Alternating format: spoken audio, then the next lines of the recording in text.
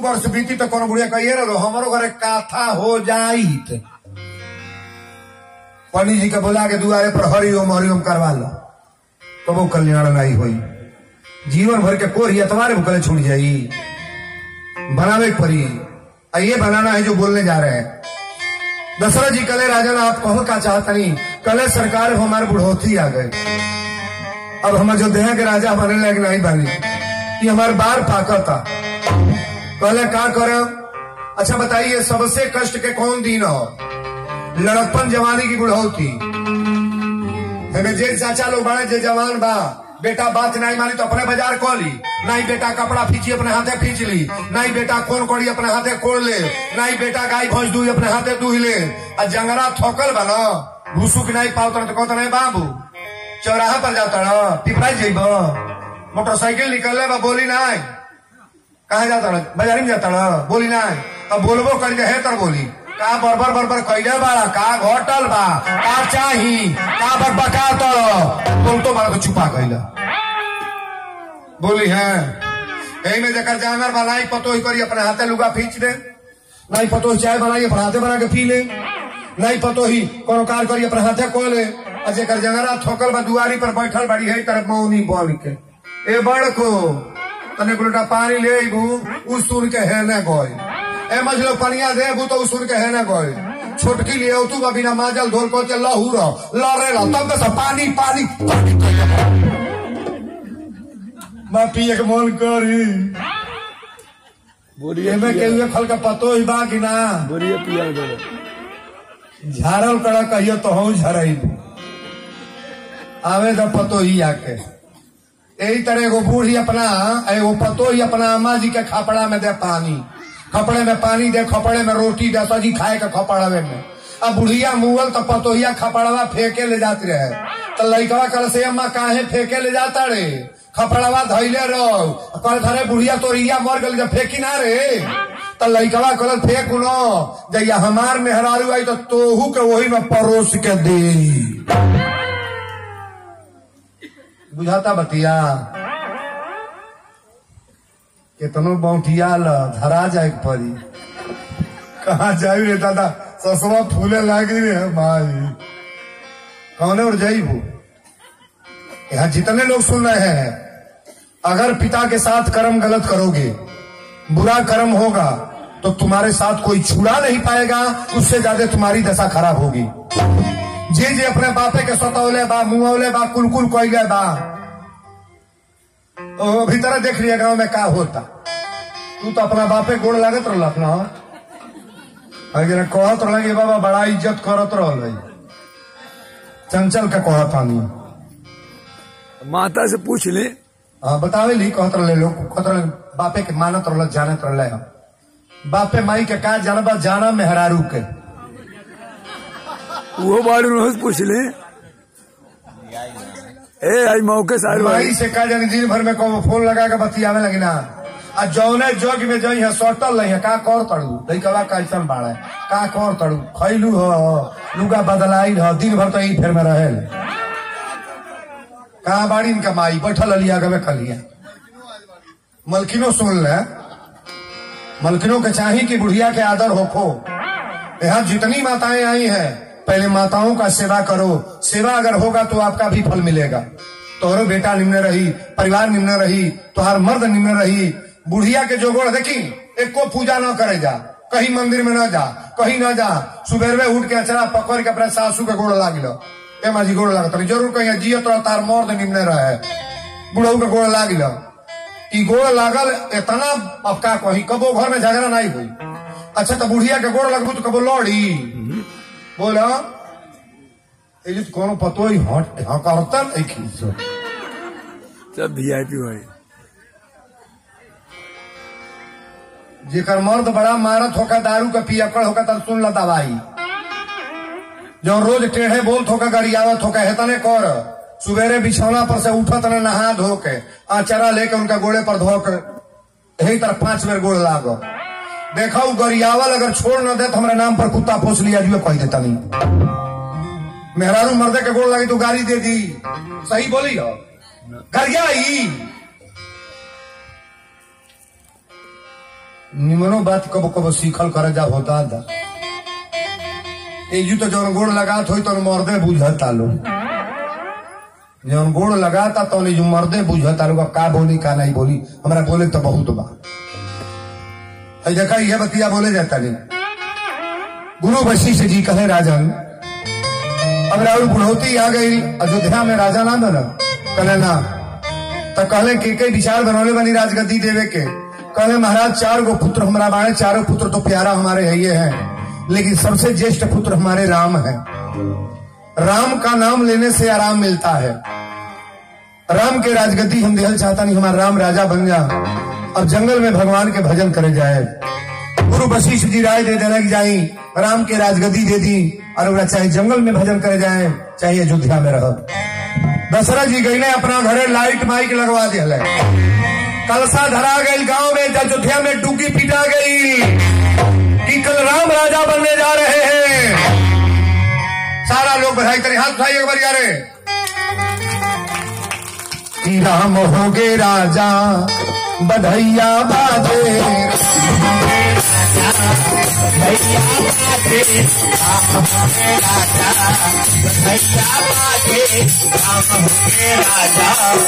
माता कौशल्या आरती उतारे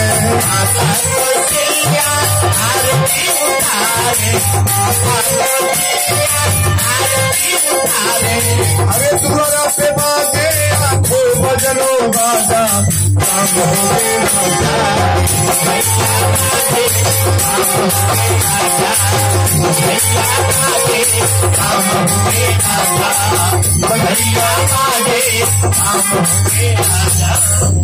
ए बाबू यह बधाई गीत बाजा तब पहले मंथरा चला लिखा। मंथरा की कुंडली आप जान लें कई देश के रहे वाली मंथरा है। मानस पीयूष में लिखे हैं कि केकई के चाचा के बेटी मंथरा के मानल गईल बा। जब केकई के विदाई भइल ना तो सथवे लगा दिए लोग चाहे रानी बना के रखे चाहे नौकरानी। मंथरा गईल बा कलश की कैसन लाइट माइक लगल बा कैसन सोहर मंगल। सुमंत जी कहले कि तोरा मालूम नहीं बा कल राम राजा बने जाता है। मंथरा कलश के राम राजा बने जाता है राजगद्दी दिया जाता भैया। मंथरा कलश की हमारी जियत है बात गड़बड़ होता कि नहीं मौत बाबू साहब लिया गया हमके अपने घरे पानी पियावे कहनी हमके घर जाने नहीं कहते गोड़वा काट दी तो गली तो 20 गो कमरा बनल है लिंटर नहीं लागल है वही पर मड़ई धोइल है। कहनी बाबू साहब घरवा काहे ना बनता कहले गुरु जी हमार घर तो नहीं है बनल गांव में केहू के बने नहीं दिहनी। हमसे कहल है हमार मखनिया तो नहीं है बनल गाँव में केहू के बने नहीं मर्दई हो तार बोने चाहे न बने जेकर बोनो ता बोने की ना सबके आशीर्वाद देव चाहिए सबके घर बन हो सबके बेटा कमा सबके परिवार कम न हमने के नहीं मिल रहा जाई। गांव में घर घर में ट्रैक्टर किना जा तो फायदा बा कि ना कौन और से आई केहू को ट्रैक्टर जोती दी घर घर बोलोरो हो जाए तो फायदा बा कि ना जौन और से निकली तौन और चल जा का हो मनावे चाहिए हे दुर्गा माई सबकी घरे कुल हो कबो अपना नहीं दूसरे का भलाई जब सोचोगे ना तो अपना भला होगा। और इस मंथरा कलश की हमारी जीते राम राजा बनी है। मंथरा पहुंचल भाई इन्हें केकई सोना चांदी लुटावत अरी केकई कली अरे कुबुद्धि कुलक्षणी कौना जगह लुकायल बड़े सोने के हार पहर ले। मंथरा कलश महारानी हार अपना सोबत का पहराए। अयोध्या में देखा तरीका होता केकई मंथरा से कहते राधे श्याम रामायण से 2 चौपाई हम सब ये माथे गुछाए हैं और तुम क्यों लटिए बिखेरी है। अरे दासी तू बता हमसे जल्दी ये कैसी लक्षण तेरी है।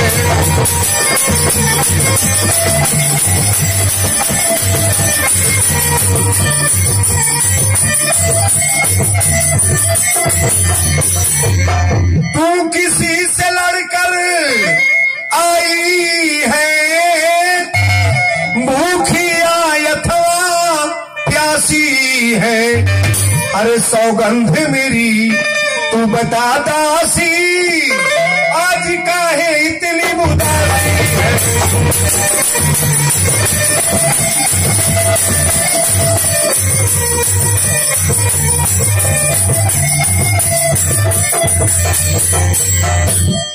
कि कई कली मंथरा, एक बात बताओ, तुम्हें भूख लगी है, प्यास लगी है कि लखनलाल ने कुछ कहा, क्यों नहीं बोलती? मंथरा कलश की महारानी, हमरा न भूख लगल बा न प्यास। और मालूम बा अयोध्या में का होता, कि कई कली का होता। अब अगर राम राजा बन गई है तो वह नौकरानी बने परी, झाड़ू लगाए परी, बर्तन मांजे परी महारानी। रानी तो बन के कौशल्या सुमित्रा रही लो। कि कई मंथरा के बलवा पकड़ के जमीनिया पर पटक देली। कली चंडाली कहीं के निकल जो घर से बाहर। आज मंथरा जमीन पर गिर के रोवे लगल तो केकई के बड़ा जल्दी दयो आ गए। केकई कली मंथरा बड़ा ते भाव में रोवत अड़े, इमे कोनो कारण बा, बोल आखिर चाहत का बारे। मंथरा कलश महारानी कुछ ना चाहतनी, कोई नहीं पहोए हमें का हानि, अचेड़ी छाड़ी का हो खबो रानी। अरे लौड़ी के लौड़िए रह, हम रानी ना बनब। के कई कली मंथरा आज जौनते कहबे तौने करब। पार्टी के बुद्धि बदलने में 2 मिनट। अच्छा तो तनी हो बता दी, मर्दे के चलते घर के को बटाइल बा, कौनो कहा पर बटाइल बा अहे पार्टी के इमे तो सब चैंपियन है बा। गवनवा भैले के देरी बा हो दादा, आवे दाया होले के देरी बा, बड़ी लीला बा हो। पृथ्वी पर कहीं ऐसा जगह नहीं मिलल जो मर्द कहे कि हमारे घर बटाइए बल के रहो। जर तो यही है लो ना, घर के लक्ष्मी है। अब देखिए अयोध्या में जो होने जा रहा है करामात। जब राम राजगद्दी के बात आई तो पहले सारा देवता लोग उल्टा हो गए। देवता लोग कहले अगर राम राजा बन गए तो जितना सोचल बा सब बिगड़ जाई बात। सारा देवता लोग, अब मती देखिए जो खराब होता, सारा देवता लोग निवेदन कर जाके सरस्वती से, सरस्वती से कहलो सरस्वती कोनो उपाय करे कि जल्दी ऐसा काम हो जा। सरस्वती कहली ऊंच निवास नीच करतूती, यह करे लोग बड़हन होके बुरा काम बड़ा समझावल लोग। सरस्वती के कृपा भइले बाबू जाके जिहुआ पर के करे बैठली मंथरा के कई कभी मंथरा बोल तो इच्छा का बा।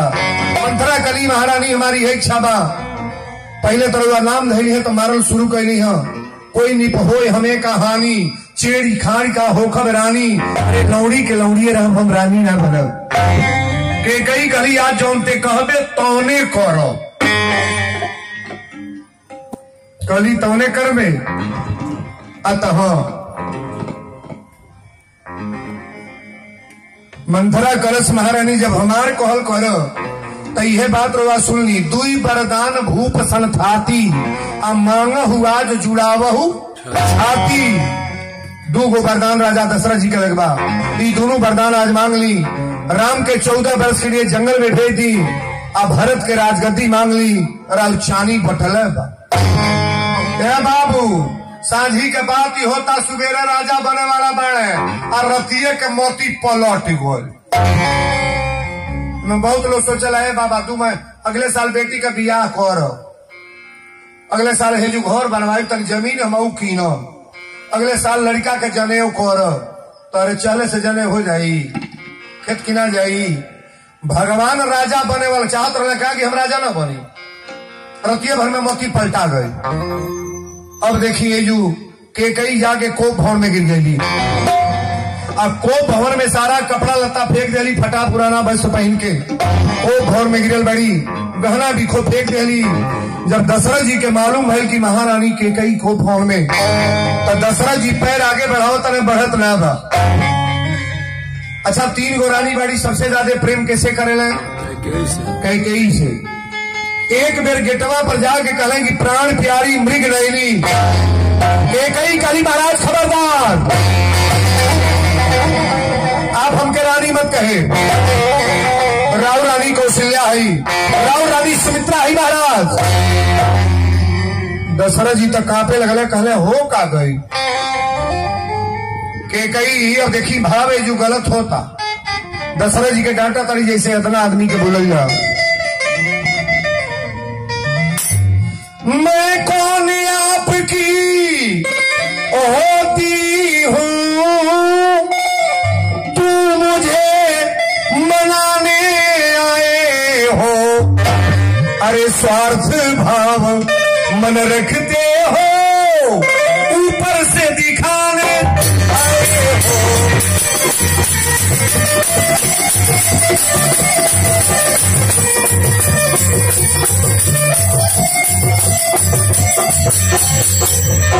यहाँ कौन किसी का होता है, ये दुनिया लालच करती है। अरे बिन मांगे मोती मिलती है, मांगे से भीख मिलती है।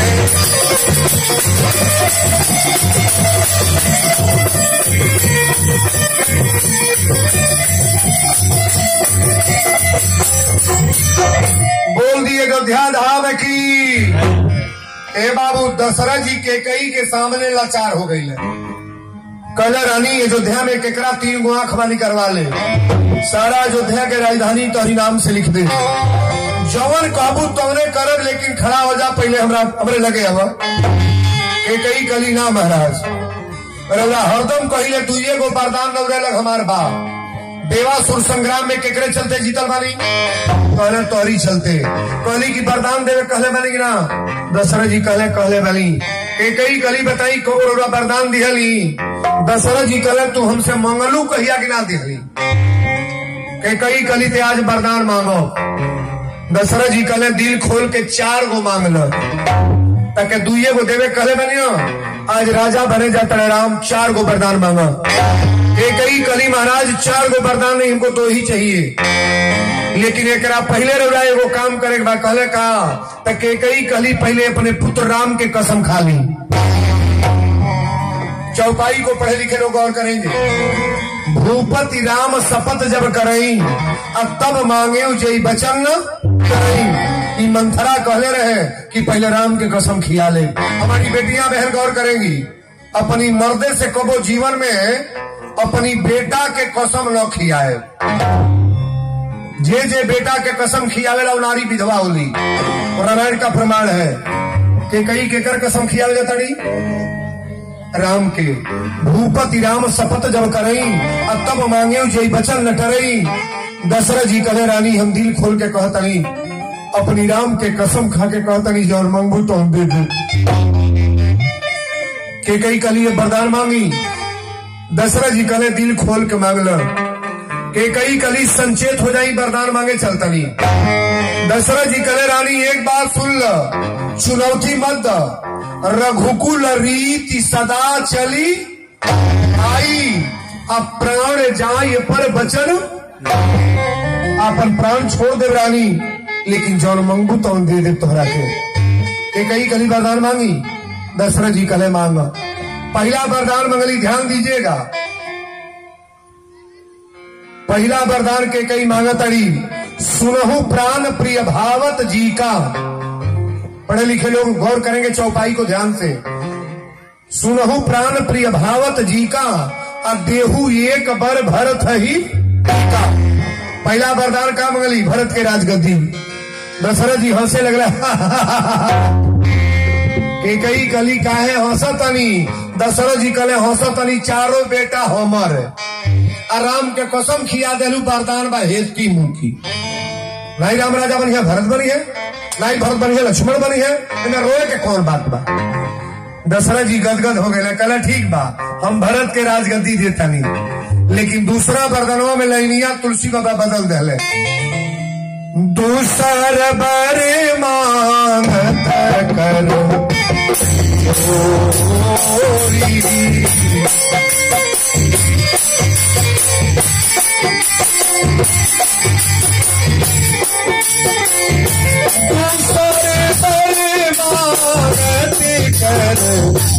जोरी पुरवधु नाथ मनोरथ मोर कजोरी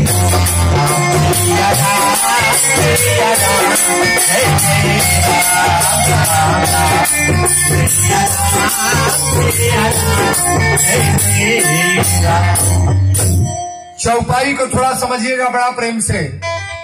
पहला वरदान मंगली तो हाथ ना जोड़ी, तनी आवाज एक बढ़ावा जरा सा। पहला वरदान में हाथ ना जोड़ली, साधारण रूप से मांग लेली सुनहु प्राण प्रिय भावत जी का, अब देहु एक बार भर था टीका। दशरथ जी खुश हो गई है, लेकिन दूसरी चौपाई ध्यान से सुनेंगे। दूसर बर मांगत कर माने हाथ। मर्द लोग सुनेंगे, जेकर मेहरारू को वो हाथ न जोड़ले हो आ जीवन में हाथ जोड़ के है तारे खड़ा हो जा, तई कत्तई जान ली है या तो ढेर दिन जिए के बारे तो जल्दी है।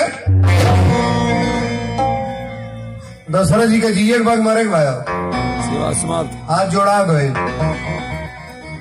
हाथ जोड़े वाली पार्टी हो, हाथ ध्यान से सुनेंगे।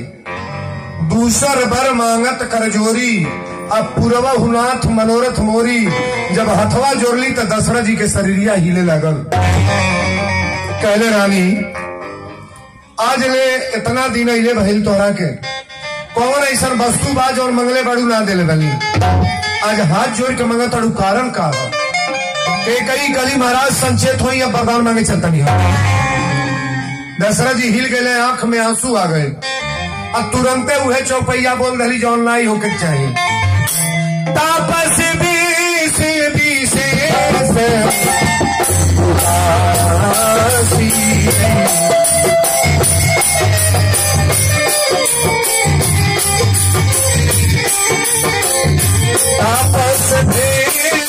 विशेष उदासी 14 बरस राम बनवासी।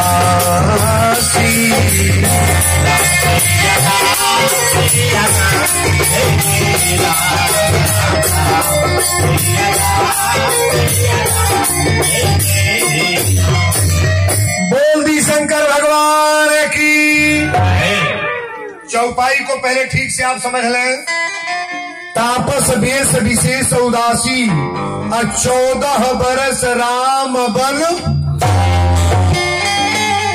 ए बाबू दशरथ जी हड़ाक दे जमीनिया पर गिर गई है। जमीन पर गिर के दशरथ जी कहे रानी ई वरदान ना मंगलू, तू दशरथ के प्राण मांग ले लू। दशरथ के प्राण मांग ले लू रानी।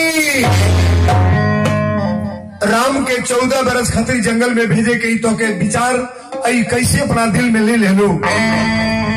रानी भरत राजा बन जा, लेकिन राम के जंगल में मत भेजा।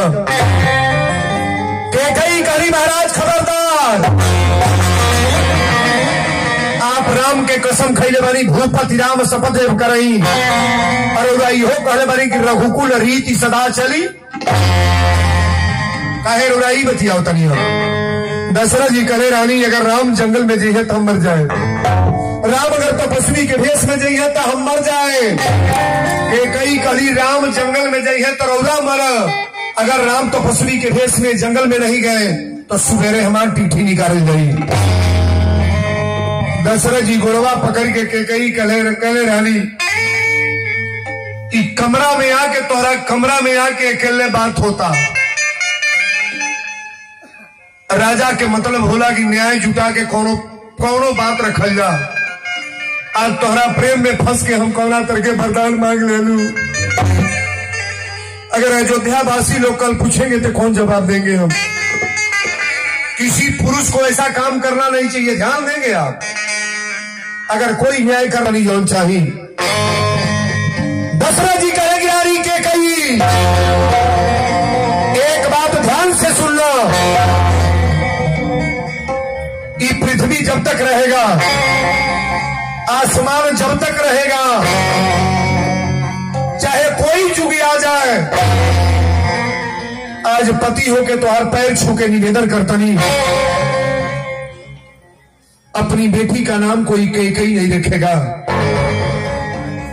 तू तू बतावा भी हमें। सवेरे राम पूछे कि पिताजी नियम कैसे बदल गई, तो अपनी पुत्र राम के कोना तर से संबोधित कर। अच्छा व्यक्ति कैसा भी हो राजा, लेकिन परिवार के मुंह में फंस करके बर्बाद हो जाता है कि नहीं? सही बोलिएगा। आज दशरथ जैसा ज्ञानी, दशरथ जैसे राजा आज रानी कैकेयी के भाव में फंस करके रो रहे हैं। कैकेयी कली की पहले बताई राम जंगल में जाइए कि ना। दशरथ जी कले रानी राम भरत के राजगति देता नहीं हम, भरत राजा बन जा रानी,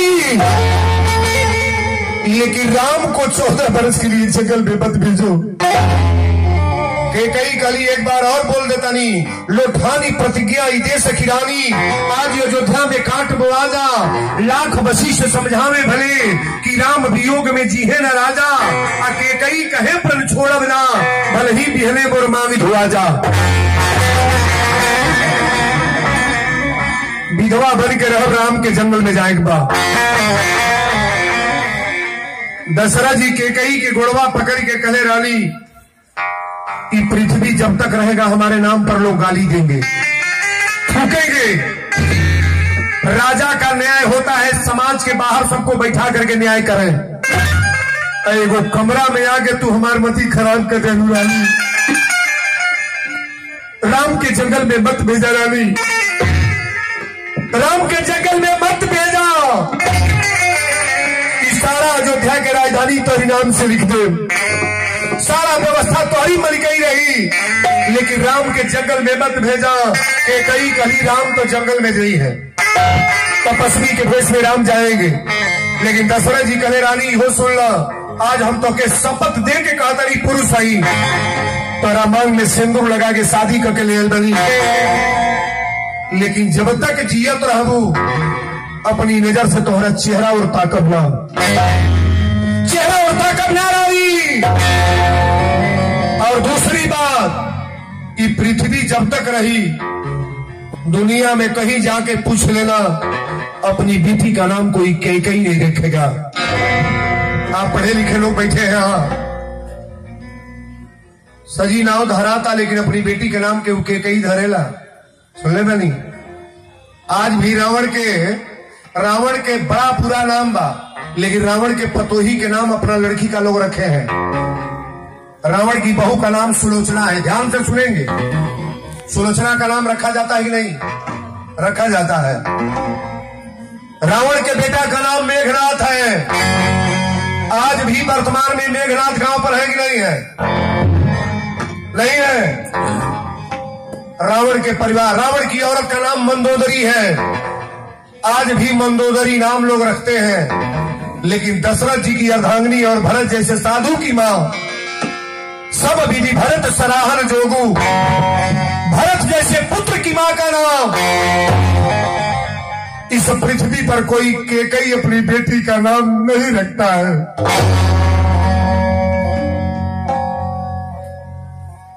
दशरथ जी कहे रानी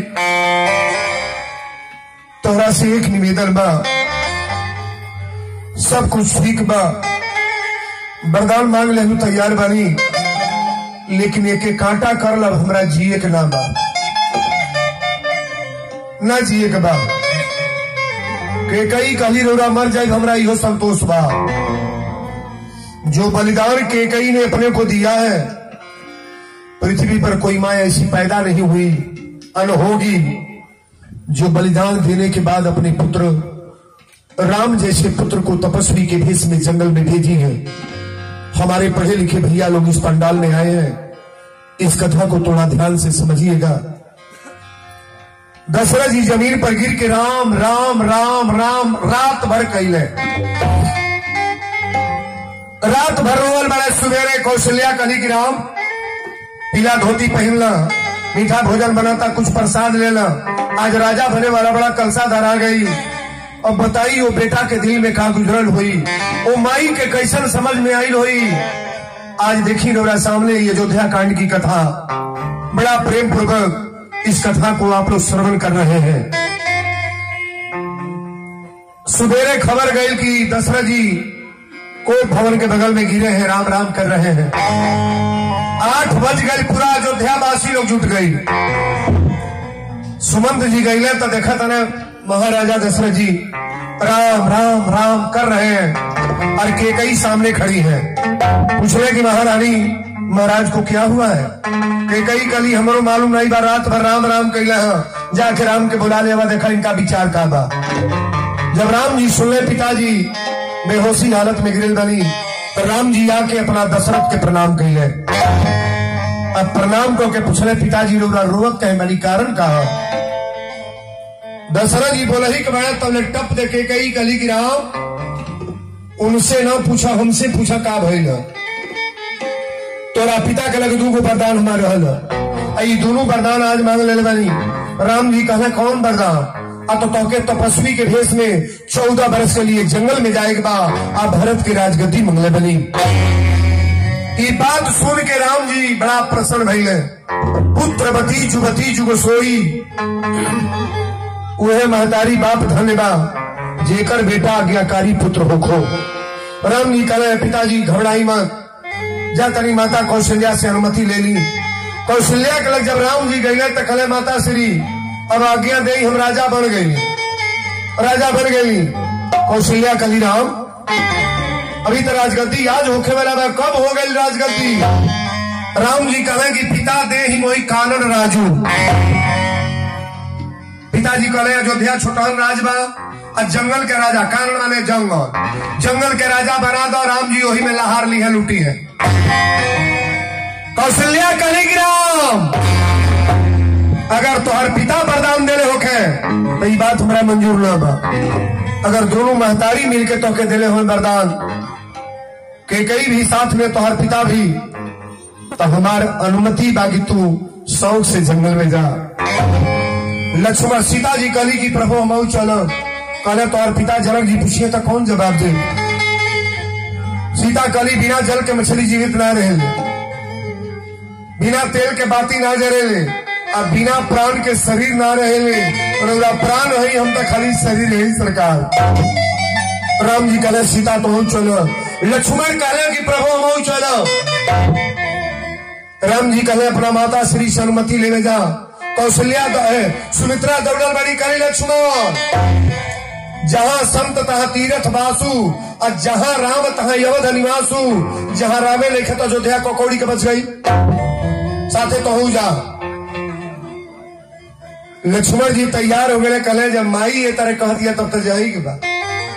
लेकिन ये जो बड़ा मार्मिक शब्द भाई बात बताइएगा, लक्ष्मण के महतारी के नाम सुमित्रा, लक्ष्मण की माता का नाम सुमित्रा, सुमित्रा, और लक्ष्मण के पिता का नाम दशरथ। लेकिन ये दोनों बात काट दी गई है मानस में। सुमित्रा अपनी मुंह से कहले बड़ी का कि तात तुम्हारो, ये मानस का सूत्र है।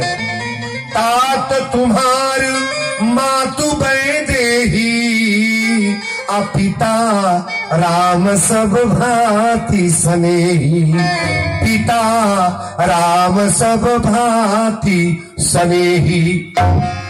लक्ष्मण तार माई हम ना है। सीता के लक्ष्मण जी का कहले बना जीवन भर माता जी, भौजी कहले माता जी, का कहले माता शब्द से संबोधित है।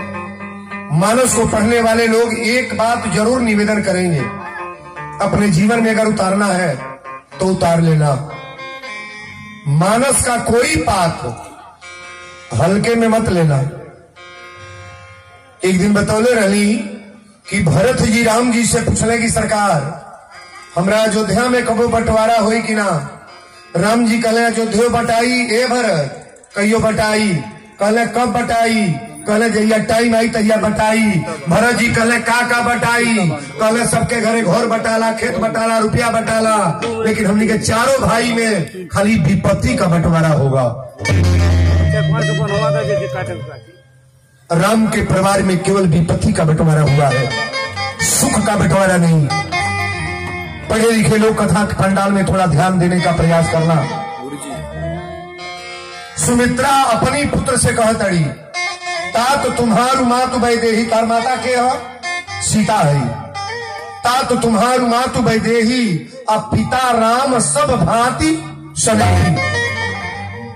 लक्ष्मण जी कहले पिता, तो सुमित्रा कली तो पिता राम हो।